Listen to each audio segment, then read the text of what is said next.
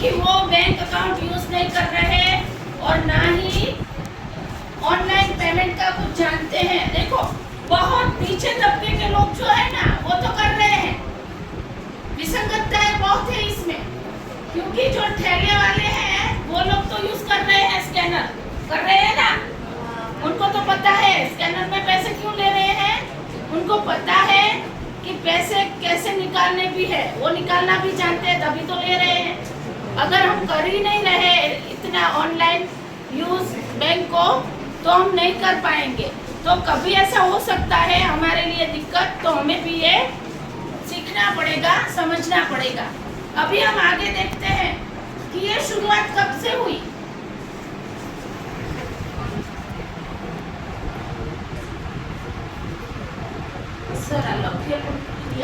पता है आप सबको कोविड-19 1.38 अरब लोगों की आवाजाही प्रतिबंधित हो गई। कोई बाहर नहीं निकल पा रहा था, ना ही पैसे के लिए, ना ही कमाई के लिए, ना ही बच्चे पढ़ाई के लिए। हाँ, कोई भी नहीं निकल रहा था। तो परिस्थिति क्या हुई कि अगर बाहर कोई है, क्या आप दोस्तों या परिवार से बात कर पाते? नहीं कर पाते। फिर क्या आपको जानकारी मिल पाती और क्या कोविड टीकाकरण के लिए पंजीकरण करना संभव था? क्या आपके बच्चे ऑनलाइन कक्षाओं में भाग लेकर पढ़ाई कर पाते? देखो ये सब मुश्किलें आई, तभी क्या हुआ, मोबाइल का यूज बढ़ा। कोविड ने इसको बहुत ज्यादा रेखांकित कर दिया। मोबाइल हमारे जीवन के लिए एक आवश्यकता बन गया उसी टाइम से। उस टाइम क्या हुआ, गरीब लोग के पास पैसा नहीं था, फिर भी मोबाइल उसको खरीदना पड़ा, क्योंकि बच्चों को ऑनलाइन पढ़ाना था, क्योंकि लाखों करोड़ों बच्चे पढ़ रहे थे। सबकी आवाजाही बंद हुई तो मोबाइल की आवश्यकता बढ़ गई। लेकिन किसी ने समझाया नहीं कि मोबाइल का यूज कैसे करें। समझाया किसी ने? किसी ने कुछ नहीं समझाया, किसी ने कुछ नहीं सीखा। तो फिर क्या हुआ कि मोबाइल का यूज हम देखते हैं कैसे करना चाहिए, स्मार्टफोन को इस्तेमाल कैसे करें उसे हम देखते हैं। सबसे पहले है मेल। मेल को आप जानते हैं, अभी आप अपना रिज्यूम किसी को कंपनी में भेजे तो मेल से ही जा सकता है। हाँ, फिर वेदर हम देख सकते हैं, अभी अभी बारिश हुई थी, कब बारिश होगी, कब क्लियर रहेगा वेदर, वो सब नोटिफिकेशन आ जाता था। ये सब नॉर्मल फीचर है। फिर मैप का यूज करते हैं सब बच्चे। हाँ, तो वो भी है एक। फिर है म्यूजिक भी हम सुन सकते हैं। और फिर मैट्रिक्स, जैसे कि बाजार के उतार चढ़ाव, और आप इससे कुछ भी कैलकुलेट भी कर सकते हैं, जैसे कि एक स्कूल है उसमें कितने बच्चे कौन सी क्लास में है, ऐसे मैट्रिक्स के लिए। साइड में आगे वाले जो सब फीचर है वो सब है सोशल मीडिया। क्या है? सोशल मीडिया, जिसका यूज ज्यादा है अभी। तो एक तो है व्हाट्सएप, इंस्टा, यूट्यूब, फेसबुक, इतने हैं सोशल मीडिया जो हम यूज कर रहे हैं। अगर उसको आप अपने फ्यूचर के लिए यूज करो तब भी हो सकता है, उसमें आप आगे भी बढ़ सकते हो, कंटेंट क्रिएटर बन सकते हो, अपने फॉलोअर्स को बढ़ा सकते हो, तो अपने भविष्य के निर्माण के लिए भी काम आ सकता है। वो नाम चेंज हुआ है थोड़ा। फिर दूसरा है इंडीड। इन लिख के जो है वो है इंडीड। इंडीड क्या है? इंडीड एक जॉब प्रोफाइल, मतलब जॉब के लिए पोर्टल है। अभी आप 12वीं कक्षा में है, 17 साल किसी ने क्रॉस किए होंगे, कोई करेगा, है ना, 18 में प्रवेश करेगा है, तो थोड़ा ये भी ऑनलाइन है, आप जॉब भी ढूंढ सकते हो। तो आपको पता होना चाहिए कि इंडीड में मैं कैसे जॉब ढूंढूं। तो आप अपना अकाउंट बनाओ, आप क्या पढ़े हो, आपकी उम्र क्या है, कहाँ पे रहते हैं, आपकी एक्सपर्टाइज क्या है, वो सब आप उसमें डालोगे तो ऑटोमेटिक आपका रिज्यूम जनरेट हो जाएगा। और कंपनी से जहाँ से भी जॉब निकलती है आपको नोटिफिकेशन आ सकता है। तो ये भी आपको सीखना चाहिए। अभी ये मैंने नाम दिया इंडीड का, लिखना है तो लिख सकते हो, बनाओ। तो ये भी आपको सीखना चाहिए। दूसरे हमारे खुद के यहाँ के कुछ पोर्टल्स है, जैसे कि अपना, एक नाम है अपना, उसमें भी जॉब, तो वैसा भी ढूंढो। देखो मिले ना मिले वो अलग बात है, लेकिन हम ढूंढे ही नहीं वो बात भी अलग है ना, तो हमें ढूंढना चाहिए। इसके हो जाओगे तो क्या होगा, आप अपना सिम कार्ड ले सकते हो, तो अपना एक ही सिम कार्ड रखो और वही नंबर आधार से, पैन कार्ड से और बैंक अकाउंट से जुड़ा होना चाहिए। ये बात बहुत जरूरी है। केवल एक ही नंबर का उपयोग करते रहे, यह नंबर आधार, बैंक और पैन कार्ड आदि से जुड़ा होना चाहिए। इसलिए नंबर बदलने से समस्याएं उत्पन्न हो सकती है, लोगों को आपको पहचानने में मुश्किल हो सकती है अलग अलग नंबर से। दूसरी बात है, स्मार्टफोन के इस्तेमाल के लिए अभी हम क्या कर रहे हैं, अब प्रीपेड कार्ड है, दूसरा है पोस्टपेड। अभी हम जो यूज कर रहे हैं, जिनका जो जैसे कि हम 300 के ले रहे हैं, अभी 299 के, 350 के, ऐसे जो पैकेज ले रहे हैं वो सब प्रीपेड कार्ड है। हाँ, उसमें फिक्स आता है अनलिमिटेड कॉलिंग, जितना आपने नेट लिया डेली। पोस्टपेड योजना का उपयोग करें, प्रत्येक महीने के अंत में बिल का भुगतान करें, लेकिन ये बिल हमें देखना पड़े कि कितना हो सकता है, फिर उपयोग कर सकते हैं।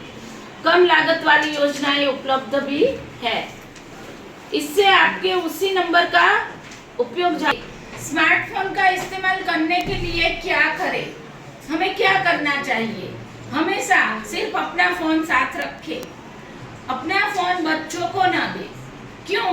क्योंकि जिस फोन से आप ऑनलाइन ट्रांजैक्शन करते हैं उस मोबाइल बच्चे को देना नहीं चाहिए, क्योंकि बच्चों को पता नहीं होता।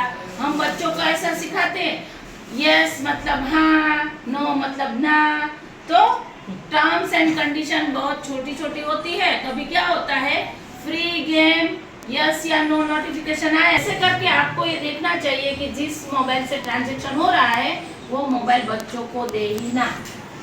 अपने बैंक का कार्ड या बैंक की जानकारी किसी को न दे। आगे, स्मार्टफोन इस्तेमाल करने के लिए क्या न करें। कभी कभी कोई प्राइस क्लेम भी आ सकता है आपके पास कि इसको आप क्लेम करें, आपको प्राइस मिलेगा, लेकिन ऐसे प्राइस मिलता है क्या? नहीं मिलता। तो हमें क्या ध्यान रखना है, कोई कार्ड भेजा है, लेकिन कभी कभी कोई ऐसी लिंक्स भी हो सकती है जो हमें नुकसान करे, तो ऐसी अनजान लिंक्स को हमें खोलना नहीं चाहिए। बदलना चाहते हैं लेकिन बार बार सिम बदलना अच्छा नहीं है। कई बार क्या होता है, हमारा मोबाइल खराब हो, योजनाएं देती है और हम सिम कार्ड बदल लेते हैं, तो फिर क्या होता है, आगे हमारा सिम कार्ड कई जगह पे दर्ज हो गया और हमने सिम कार्ड बदल लिया, तो हम सभी की सामने वाले का दिमाग कितना शातिर है हम पहले से नहीं जानते। करो, उससे पता चलता है हमें कि सिक्स्थ सेंस क्या होती है, हमें अलर्ट करती है, लेकिन हम पहचान ही नहीं पाते। तो ये भी जरूरी है, थोड़ा टाइम अपने साथ भी बिताओ सुबह सुबह, तो आप थोड़े थोड़े अपनी अंदरूनी शक्तियों को मतलब ऐसे जागरूक कर पाओगे। कभी आपके साथ फ्रॉड होता है तो आपको अलर्ट हो जाना पड़ता है और आप हो पाओगे। तो ऐसा 2 व्हीलर या 4 व्हीलर भी चला सकते हैं, 18 साल के बच्चे चला सकते हैं ना, आसपास में जा सकते हैं नजदीक। किसी का लाइसेंस भी बन गया है अगर तो गाड़ी चलाता है, तो देखो उस टाइम क्या होता है, अगर किसी का कॉल आया आपको, तो मानो हम गाड़ी भी चला रहे हैं और कॉल भी आया है, तो हमारा माइंड 2 जगह डिवाइड होता है, एक तो कार चलाने में और दूसरा मोबाइल में बात करने में। उस टाइम जल्दबाजी बात ही ना करो, तो ये हमें अलर्ट रहना चाहिए। अभी गाड़ी चलाते समय फोन पर बात ही नहीं करनी है। टेक्स्ट मैसेज, आपको बैंक के ऐसे टेक्स्ट मैसेज आते होंगे, अगर बैंक में अपना नंबर लिंक है तो बैंक ऐसे टेक्स्ट मैसेज भेजती है। अगर आपको ऐसा लगता है कि ये जो अमाउंट डेबिट हुआ है, कट हुआ है, वो अननेसेसरी है, तो आपको तुरंत बैंक को बताना चाहिए। अगर आप बैंक को नहीं बताते हैं और बाद में जाते हैं तो आपकी लापरवाही प्रदर्शित हो जाती है ना। जब हम प्रिंट करवाएंगे पासबुक को तभी पता चलेगा, अभी हम टेक्स्ट मैसेज नहीं पढ़ेंगे तो नहीं खाते हो तो ऐसे क्यों खिलाते हो? रघु की दुकान में यूपीआई चलता है ना, ये भी जानता है। आप प्ले स्टोर से कोई भी यूपीआई एनेबल्ड ऐप को डाउनलोड करो। मेरा मुंह क्या देख रहे हो? लो, अब ऐप स्टार्ट करो, भाषा सेलेक्ट करो, सिम सेलेक्ट करो। जिस बैंक में तुम्हारा मोबाइल नंबर रजिस्टर्ड है उसी को चुनना बेहतर होगा।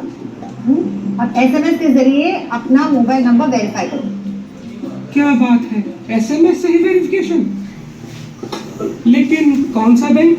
यूपीआई ज्यादातर बैंक्स में चलता है, बस अपना बैंक सेलेक्ट करो, अकाउंट सेलेक्ट करो, बस। यूपीआई पिन के लिए डेबिट कार्ड के लास्ट 6 डिजिट्स और एक्सपायरी डेट अपने मोबाइल पे अपने यूपीआई ऐप में भरना पड़ेगा। क्या हुआ? डेबिट कार्ड भी पॉकेट मार ले गया? हाँ? अरे वाह, ओटीपी ऑटोमेटिकली डिटेक्ट होगा। गुड। अब अपना यूपीआई पिन सेट करो, फिर से डालकर उसको कंफर्म करो। याद रखना, अपना यूपीआई पिन, ओटीपी और कार्ड की डिटेल किसी के साथ शेयर मत करना। ठीक है मैम। हो गया? Registration complete. और कोई गाइडेंस चाहिए हो तो वेबसाइट से देख लेना। मैम बस एक और सवाल, ये यूपीआई आईडी क्या है? यूपीआई आईडी आपकी पहचान है, इससे लोग आपको पैसे दे और मांग भी सकते हैं। समझ गए? अब यूपीआई चालू कर पाएंगे, तो वो बात भी हमें देखनी है और याद रखना है। आगे हम देखेंगे हमें खबरदारी क्या रखनी है। एक मजबूत पासवर्ड का उपयोग करें, क्योंकि देखो अभी मैं 2025 डालूंगी तो कोई भी डाल सकता है ना, 1 2 3 4 कोई भी डाल सकता है। तो ऐसा नंबर यूज करो जो किसी को अपने माइंड में जल्दी ना आए। ऐसा नंबर का डिटेल्स चुरा सकते हैं। देखो जितना ऑनलाइन या फिर ये सब बातें आगे बढ़ रही है ना, हैकर उससे ज्यादा एडवांस है, ये देख के चलो, मान के, क्योंकि वो लोग सबसे पहले हर जगह एक पासवर्ड का उपयोग न करें। इंटरनेट से अनजाने ऐप्स डाउनलोड न करें। हमें देखना चाहिए ऐप्स के रिव्यूज क्या है, उसके जो आप इंटरनेट पे जाते हैं ना प्ले स्टोर पे, तो नीचे रिव्यूज आते हैं, कितनों ने डाउनलोड किया है, रिव्यू अच्छे है नहीं है, वो सब देख के ही ऐप को डाउनलोड करना चाहिए। धोखाधड़ी की योजनाएं कैसी होती है? अपने फोन नहीं पूछता, कोई ऐसा नहीं बोल सकता कि मैं बैंक का एम्प्लॉय हूँ और आपका कार्ड का नंबर दो, ऐसा कोई नहीं पूछ सकता। उन घोटालों से बचे जो अनुचित लाभ प्रदान करते हैं, क्योंकि जिसके साथ वो साइबर फ्रॉड होता है ना, उसमें सबसे पहले लालच होती है। आप लालच में आए तो मानो